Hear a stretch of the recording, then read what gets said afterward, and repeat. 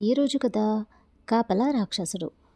పట్టుబదలని విక్రమార్కుడు చెట్టు వద్దకు తిరిగి వెళ్ళి చెట్టుపై నుంచి శవాన్ని దించి భుజాన్ని వేసుకుని ఎప్పట్లాగే మౌనంగా శ్మశానం కేసి నడవసాగాడు.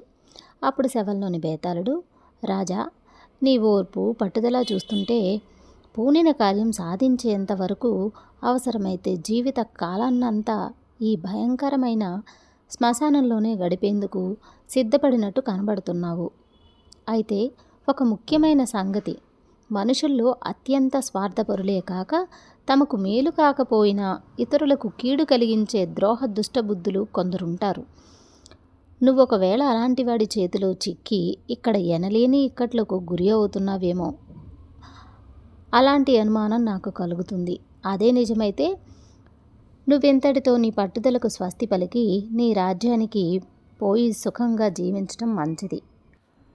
నీకు తగు హెచ్చరికగా ఉండేందుకు గాను ఆయాచితంగా తనకు లభించిన సంపదతో అహంకరించి సలహా కోరి వచ్చిన వాడిని చిక్కుల పాలు చేసిన చక్రధరుడనే ద్రోహబుద్ధి కథ చెబుతాను. శ్రమ తెలియకుండా విను అంటూ ఇలా చెప్పసాగాడు. ఒక ఊళ్ళో చక్రధరుడనే యువకుడున్నాడు. వాడికి నా అన్న వాళ్ళు లేరు. చిన్నతనం నుంచి ఆ ఇంట ఈ ఇంట కష్టపడి పనిచేసి పొట్ట పోసుకునేవాడు. తీరిక సమయాల్లో ఆ ఊళ్ళోని పండితులను ఆశ్రయించి వారి మాటల ద్వారా కొంత శాస్త్ర జ్ఞానాన్ని సంపాదించుకున్నాడు. ఆ ఊళ్ళోనే సౌదామిని అన్న యువతి ఉంది. ఒకరోజు ఆమెకు చిత్రమైన కల వచ్చింది. అందులో బైరాగి ఒకడు కనిపించి, తగిన వరుణ్ణి పెళ్లి చేసుకుంటే నువ్వు ఎన్నో సుఖాలను అనుభవిస్తావు అని చెప్పాడు. తగిన వరుడెవరో నాకెలా తెలుస్తుంది అని అడిగింది సౌదామిని.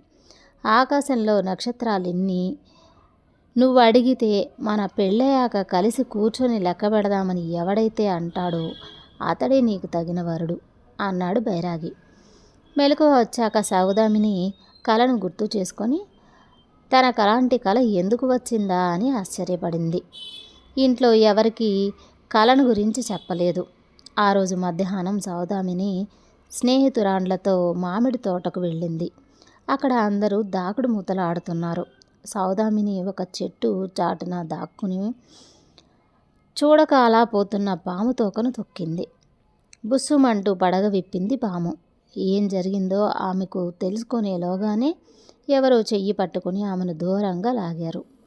పాము పడగ ముడిచి రివ్వున పాకుతూ పారిపోయింది.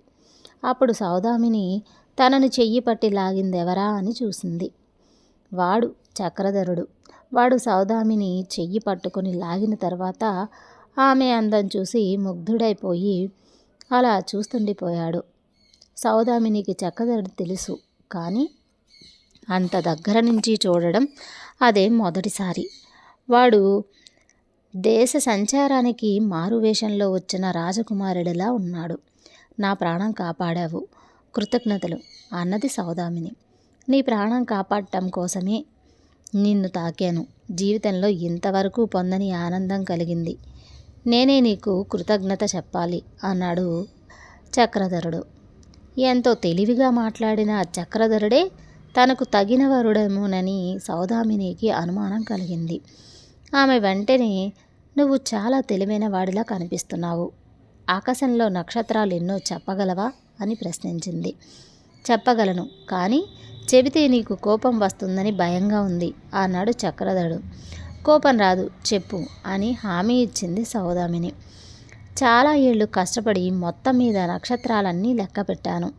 అంతా అయ్యాక 1-2 నక్షత్రాలను మర్చిపోయానని అనుమానం వచ్చింది. ఇంకోసారి లెక్క పెట్టాలంటే విసుగ్గా ఉంది.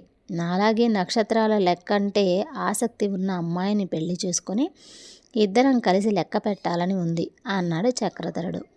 ఈ సమాధానం వింటూనే వాడే తనకు తగిన వరుడిని గ్రహించటంతో సౌదామినికి సిగ్గు ముంచుకు వచ్చింది. తుర్రుమంటూ అక్కడి నుంచి పారిపోయింది. ఆమె ఇల్లు చేరుకునేసరికి అక్కడ శశికాంతుడనేవాడున్నాడు. వాడు సౌదామినిని ప్రేమించాట. ఆమెను తనకిచ్చి పెళ్లి చేస్తే 1000 బంగారు కాసులిస్తానని సౌదామిని తల్లిదండ్రులకు ఆశ పెడుతున్నాడు. అది వాళ్లకు ఇష్టమైనట్టుగా ఉంది. కొద్దిసేపటి తర్వాత శశికాంతుడు వెళ్ళిపోగానే సౌదామిని తల్లి దగ్గరకు వెళ్ళి తనకు వచ్చిన కల గురించి, తోటలో జరిగిన దారి గురించి చెప్పి తను చక్రధరుణ్ణే పెళ్లి చేసుకుంటాను అని చెప్పింది. తల్లి ఈ విషయం తండ్రికి చెప్పింది. అది విన్న సౌదామిని తండ్రి కలాగిలా అన్నీ వట్టివి. ఆ చక్రధరుడు ఎర్రగా బుర్రగా ఉన్నాడని మన పిల్ల మోజుపడుతుంది. ఎర్రనే గాని వాడి దగ్గర కానీ లేదు. అలా లేని వాడికి పిల్లనెలా ఇస్తాం? నేను సౌదామినిని శశికాంతుడికి ఇచ్చి పెళ్లి చేస్తాను అన్నాడు పట్టుదలగా. తండ్రి పట్టుదల గురించి సౌదామినికి తెలుసు. అందుకని ఆమె నాకలా అబద్ధం కాదు, అలా అని నేను రుజువు చేసుకునే అవకాశం నాకు ఇవ్వండి. 1 ఏడాది పాటు నా పెళ్లి వాయిదా వేయండి. ఈలోగా చక్రధరుడు శశికాంతుడి దగ్గర ఉన్నదానికంటే ఎక్కువ డబ్బు సంపాదిస్తే అతడితో నా పెళ్లి జరిపించండి అన్నది తల్లిదండ్రులతో. దానికి ఆమె తండ్రి పెద్దగా నవ్వి, చక్రధరుడు 1 ఏడాదిలో 1,00,000 వరహాలు సంపాదించగలడా? ఇప్పటికే శశికాంతుడి దగ్గర 1,00,000 వరహాలున్నాయని తెలియక ఈ మాటలు అంటున్నావు అన్నాడు. అతడు నాకు తగిన వరుడైతే తప్పక సాధిస్తాడు. నా కల నిజమని రుజువవుతుంది అన్నది సౌదామిని ఎంతో నమ్మకంగా. తండ్రి సరేనన్నాడు. సౌదామిని చక్రధరుడికి కబురు చేసింది. చక్రధరుడికి సౌదామినిని పెళ్ళాడి తీరాలన్న పట్టుదల పెరిగిపోయింది. వాడు ఎలాగో అలా డబ్బు సంపాదించాలని ఊరు విడిచి పట్నం వెళ్ళాడు. అక్కడ రకరకాల పనులు చేశాడు. నెలలు గడిచినా వాడి వద్ద 1000 వరహాలు కూడా చేరలేదు. 1,00,000 వరహాలు సాధించటం తన వల్ల కాదని వాడు నిస్పృహ చెందాడు. అలాంటి పరిస్థితుల్లో ఒక రోజున బైరాగి ఒకడిని పొడిచేందుకు వెంటబడపోతుంటే చక్రధరుడు కాపాడాడు. బైరాగి ఎంతో సంతోషించి వాడి వివరాలన్నీ అడిగి తెలుసుకొని, నాయనా, ఇంత తక్కువ వ్యవధిలో బోలెడు డబ్బు సంపాదించటానికి ఒకే ఒక్క మార్గం ఉంది. అయితే అది చాలా ప్రమాదమైనది. సాహసించగలవా అన్నాడు. ఆ ప్రయత్నంలో తన ప్రాణాలు పోయినా సిద్ధమేనని చక్రధరుడు చెప్పాడు. పట్టణానికి ఆమడ దూరంలో అడవి ఉంది. అందులో కొండలో ఒక గుహ ఉంది. ఆ గుహలో నిధి ఉంది. ఆ నిధిలో కొన్ని కోట్ల వరహాలున్నాయి. అయితే ఆ నిధిని అన్ని వేళలా ఒక రాక్షసుడు కాపలా కాస్తూ ఉంటాడు. వాడిని తప్పించుకొని నిధిని స్వాధీనం చేసుకోవటం ఇంచుమించు అసాధ్యం. బైరాగి చెప్పిన వివరాల ప్రకారం చక్రధరుడు అప్పటికప్పుడే బయలుదేరి అడవిలోకి వెళ్ళాడు. అక్కడ కొంతసేపు వెతికి నిధి ఉన్న గుహను చేరుకున్నాడు. గుహ ముందు పెద్ద బండలాగా కూర్చొని నిద్రపోతున్నాడు రాక్షసుడు. రాక్షసుని చూస్తుండగానే చక్రధరుడికి గుండె పగిలినట్టుగా భయం వేసింది. అయినా వాడు తెగించి గుహను సమీపించేసరికి రాక్షసుడు చప్పున లేచి వాడిని చేత్తో పట్టుకుని, నన్నే ఏమార్చాలనుకుంటున్నావురా అంటూ హూంకరించాడు. చక్రధరుడి ధైర్యం కూడగట్టుకొని రాక్షసుడికి తన కథ చెప్పుకున్నాడు. అయితే నిన్ను బైరాగి పంపాడన్నమాట అంటూ రాక్షసుడు తృప్తిగా తలాడించి చక్రధరుడికి తన కథ చెప్పాడు. రాక్షసుడు చెప్పిన ప్రకారం సౌదామినిని పూర్వజన్మలో వాడి కూతురు. ఆమెను ఇష్టం లేని వాడికిచ్చి పెళ్లి చేశాడు. సౌదామిని ఆత్మహత్య చేసుకుంది. కూతురును ఇష్టం లేని వాడికిచ్చి వివాహం చేసిన పాపానికి ఈ జన్మలో వాడు రాక్షసుడుగా పుట్టాడు. తెలిసి కూడా ఇష్టం లేని పిల్లను పెళ్లాడినందుకు ఆమె భర్త ఈ జన్మలో బైరాగిగా పుట్టాడు. ఇద్దరికీ పూర్వజన్మ జ్ఞానం ఉంది. గత జన్మలో చేసిన తప్పును దిద్దుకునేందుకు ఇద్దరూ ప్రయత్నిస్తున్నారు. బైరాగి సౌదామినికి కలలో కనిపించి ఆమెకు చక్రధరుడికి పరస్పరం ప్రేమ పుట్టేలా చేశాడు. ఎందుకంటే గత జన్మలో ఆమె ఇష్టపడిన వాడే చక్రధరుడు. ఇది విన్న చక్రధరుడు చాలా సంతోషించి, అయితే నువ్వు నాకు సహాయపడుతున్నావన్నమాట అన్నాడు. తప్పక సహాయపడతాను, కానీ నాకు ఒక ఉపకారం చేయాలి అన్నాడు రాక్షసుడు. నీ అంతటి వాడికి నేనేం ఉపకారం చేయగలను అన్నాడు చక్రధరుడు ఆశ్చర్యపోతూ. విను, నేను నీకు 2,00,000 వరహాలు ఇస్తాను. నీకు సౌదామినికి పెళ్లి జరుగుతుంది. ఏడాదిలోగా ఇంకెక్కడైనా మరొక చోట ఇష్టం లేని పెళ్లి జరిగేలాగా చూడు అన్నాడు రాక్షసుడు. అందువల్ల నీకేం లాభం అని అడిగాడు చక్రధరుడు. రాక్షసుడు ఒక క్షణం ఆగి, కుశాంకులకు పోయాక సావధానంగా విను. ఈ గుహలో ఉన్న నిధికి తరుగులేదు. ఇందులో నుంచి ఎంత డబ్బు తీస్తామో అంత మొత్తం తిరిగి మళ్ళీ ఇందులో చేరుతుంది. అందుకని ఈ నిధికి రాత్రింబవలు కాపలా అవసరం. ఈ జన్మలో సౌదామినిని శశికాంతుణ్ణి పెళ్లి చేసుకుని ఉంటే బలవంతంగా కూతురికి ఇష్టం లేని పెళ్లి చేసినందుకు ఆమె తండ్రి మరో జన్మలో రాక్షసుడై ఈ స్థానం ఆక్రమించేవాడు. అలాగే శశికాంతుడు రానున్న జన్మలో బైరాగి స్థానం తీసుకునేవాడు. ఇష్టం లేని పెళ్లి జరిగితే తప్ప నాకు బైరాగికి ఈ రూపాల నుంచి విముక్తి లేదు. విన్నావా? అది సంగతి అన్నాడు. చక్రధరుడు సంశయిస్తూనే ఇష్టం లేని పెళ్ళి మరెక్కడా జరక్కపోతే అన్నాడు. ఆ ప్రశ్నకు రాక్షసుడు చెట్ల కొమ్మలు గుహ దద్దరిల్లేగా నవ్వి వెర్రినాయన, లోకంలో ఇష్టం లేని పెళ్ళిళ్ళు జరగడం అపురూపం అనుకుంటున్నావా? అసలు సంగతి ఏమిటంటే నీకు సౌదామినికి పెళ్లి జరిగేలా చేస్తున్నాం కదా, ఆ పుణ్యం వల్ల మాకు బైరాగికి విముక్తి దగ్గర పడినట్లే. ఈ గుహలో తరగని నిధి ఉంది. అందువల్ల దీని కాపలా కోసం ఎవరో ఒకరు ఇష్టం లేని పెళ్లికి పూరుకోవాల్సిందే అన్నాడు. సరే అయితే నా ప్రయత్నం నేను చేస్తాను అన్నాడు చక్రధరుడు. మంచిది, అలాగే చెయ్యి. ముందు నువ్వు ఇక్కడి నుంచి బయలుదేరి ఇంటికి వెళ్ళు. నీ ఇంట్లో 2,00,000 వరహాలుంటాయి. నీ కోరిక ప్రకారం సౌదామిని నీ పెళ్లి చేసుకొని సుఖంగా ఉండు. నాకిచ్చిన మాట మాత్రం మర్చిపోకు అన్నాడు రాక్షసుడు. ఆ తర్వాత అంతా రాక్షసుడు చెప్పినట్టే జరిగింది. సౌదామిని చక్రధరుల పెళ్లి జరిగిన 6 నెలలకు వసుదత్తుడనేవాడు చక్రధరుడింటికి వచ్చి, నా కుమార్తె గతిలేని వాడిని పెళ్లి చేసుకుంటానంటుంది. అది నాకిష్టం లేదు. ఒకప్పుడు నువ్వు ధనహీనుడివే కదా, నా కుమార్తె ప్రేమించిన పేదవాడు కూడా నీలాగా ధనవంతుడయ్యే మార్గం చెప్పవా అని అడిగాడు. ఈ విషయం నువ్వు కాదు, నీ కుమార్తె ప్రేమించిన వాడు అడగాలి అన్నాడు చక్రధరుడు విసుగ్గా. వాడు దేనికి ఒప్పుకోవడం లేదు. నన్నుగా ఇష్టపడితేనే పెళ్ళి, ఎలాంటి షరతులకు ఒప్పుకోనంటున్నాడు అన్నాడు వసుదత్తుడు. నీ కుమార్తె ఏమంటుంది అని అడిగాడు చక్రధరుడు. దానికి డబ్బక్కర్లేదట అన్నాడు వసుదత్తుడు. చక్రధరుడు కొంచెం సేపు ఆలోచించి, చిన్నపిల్ల, తెలియనితనం, ఈ ప్రపంచమంతా డబ్బులోనే ఉంది. నువ్వు నీ కుమార్తె మాటలు పట్టించుకోకు. ఆ పేదవాడితో పెళ్లి జరిపించకు. సదాని నేను సుఖంగా ఉన్నామంటే అందుకు డబ్బే కారణం అన్నాడు చక్రధరుడు. వసుదత్తుడు సంతోషంగా అక్కడి నుంచి వెళ్ళిపోయాడు. బేతాళుడి కథ చెప్పి, రాజా, వసుదత్తుడికి చక్రధరుడిచ్చిన సలహా ద్రోహబుద్ధితో కూడినదిని తెలుస్తూనే ఉన్నది కదా. ఇష్టం లేని పెళ్లికి బలవంతం పెట్టడం వల్ల వసుదత్తుడి కూతురు ఆత్మహత్య పాలయ్యే అవకాశం ఉంది. తనకు ఏమాత్రం మేలు కాదని, ఇతరులకు ఎంతో కీడు కలిగించేది అయిన సలహాను చక్రధరుడు ఎందుకిచ్చాడు? ఈ సలహాకు సమాధానం తెలిసి కూడా చెప్పకపోయావో నీ తల పగిలిపోతుంది అన్నాడు. దానికి విక్రమార్కుడు తనకు ఉపకారం చేసిన కాపలా రాక్షసుడికి ప్రత్యుపకారం చేయవలసిన బాధ్యత చక్రధరుడికుంది. అలా చేస్తానని వాడు మాట ఇచ్చాడు కూడా. ఆడిన మాట తప్పడం పాపకారణమవుతుంది. వసుదత్తుడి మీద జాలిపడి చక్రధరుడు పాపం మూట పట్టుకోవటం అంత అవసరం లేదు. ఎందుకంటే రాక్షసుడి గుహకున్న ఆకర్షణ శక్తి ప్రభావం వల్ల అక్కడ కాపలా కాయడానికి అన్ని కాలాల్లోనూ ఎందరో ఆడపిల్లల తండ్రులు పోటీ పడుతూనే ఉంటారు అన్నాడు.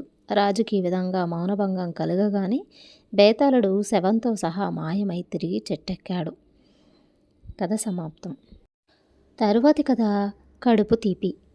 బదరికావనంలో శ్రీనాథుడనే పండితుడు గురుకులం నడిపేవాడు. ఆయన శిష్యులలో గదాధరుడు, విద్యాధరుడు అనే వారు బాగా స్నేహంగా ఉండేవారు. చదివైపోయాక మిత్రులిద్దరూ విడిపోయారు. గదాధరుడు తన గ్రామానికి వెళ్ళి అక్కడ పాఠశాల స్థాపించాడు.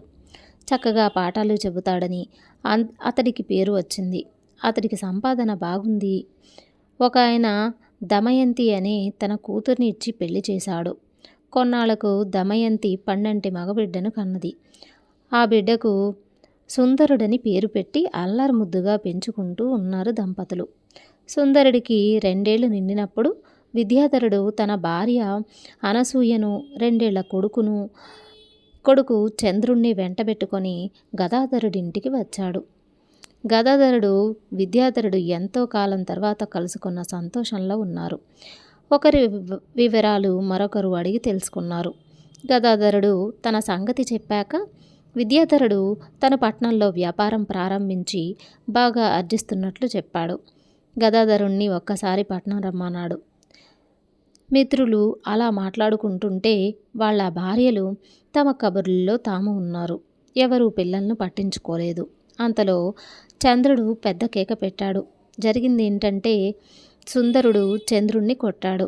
విద్యాధరుడు చెప్పను చంద్రుణ్ణి ఎత్తుకొని, గదాధర, నీ కొడుకు చేతివాటం ఉంది, బాగా కొడుతున్నాడు, పిల్లలకిది మంచి లక్షణం కాదు అన్నాడు.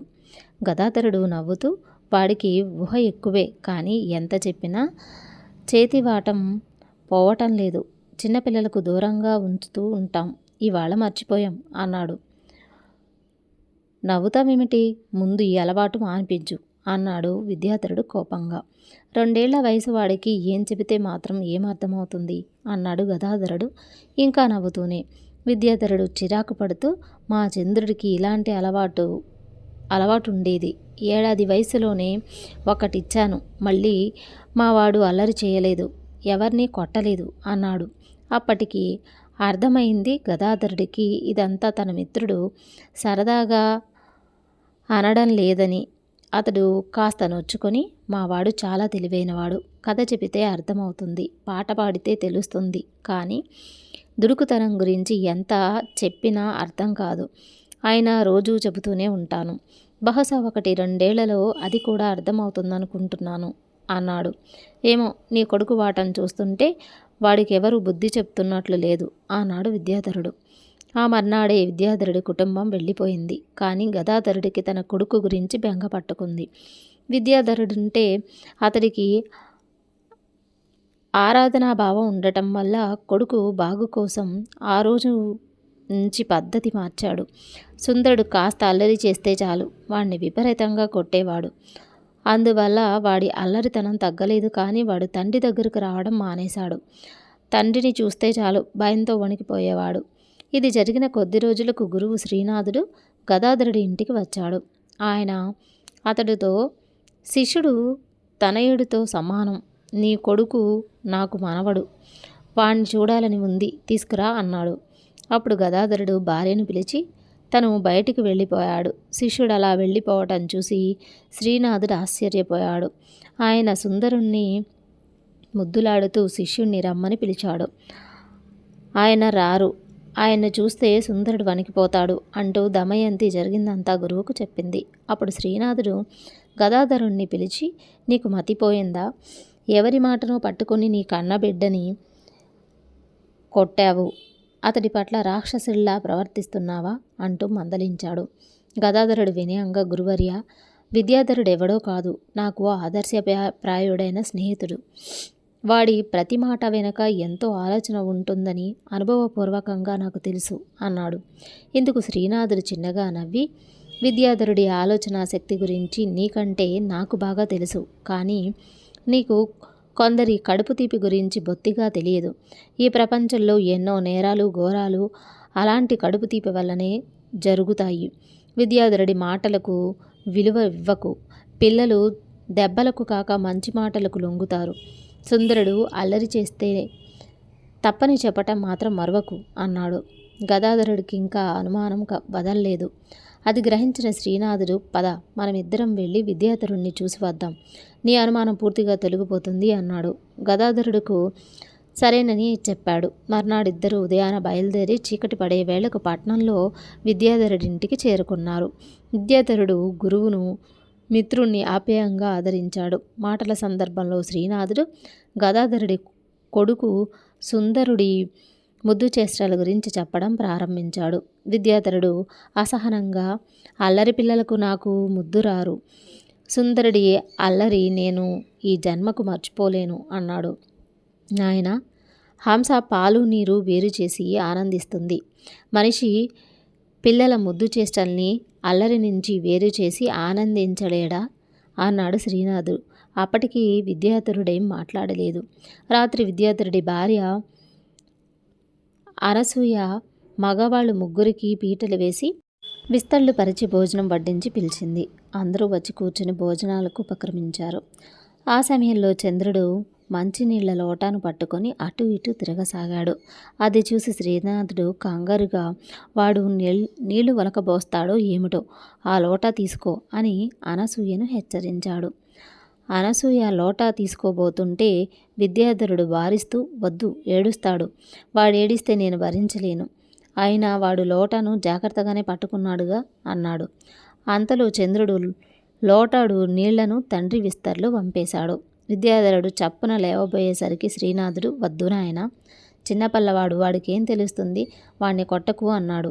విద్యాధరుడు ఆశ్చర్యంగా, ఇంత చిన్న విషయానికి వాడిని కొడతానని ఎలా అనుకున్నారు? విస్తట్లో నీళ్లుంపుకొని వద్దామని లేచాను అన్నాడు. శ్రీనాథుడు గదాధరుడి వంక కోపం నటించి చూస్తూ, చూసావా, చిన్నపిల్లలు అల్లరి చేస్తే విద్యాధరుడు కొడతాడని నువ్వు అనవసరంగా నాతో వాదించావు. ఇప్పటికైనా తప్పు ఒప్పుకో అన్నాడు. అది విని విద్యాధరుడు తెల్లబోయాడు. గురువు గదాధరుణ్ణి వెంటబెట్టుకొని ఎందుకు వచ్చాడో గ్రహించటంతో చిన్నబుచ్చుకొని, చిన్న విషయానికి గదాధరుడి ఇంట పెద్ద రగడ చేశానని ఇప్పుడు అర్థమైంది గురువర్య, నా తప్పును ఎలా దిద్దుకోవాలి అన్నాడు. శిష్యుడు అడిగిన దానికి శ్రీనాథుడు తృప్తిగా తలాడించి, ఎదుటివాళ్ల బిడ్డల్లో నీ బిడ్డను చూడు, నీ బిడ్డను ఎదుటివారి బిడ్డగా భావించు, అప్పుడు నీ ఆలోచన శక్తి కడుపు తీపి బారి నుంచి రక్షింపబడుతుంది అన్నాడు. ఆ తర్వాత గదాధర విద్యాధరుల స్నేహానికి వారి పిల్లలు అడ్డు రాలేదు. కథ సమాప్తం.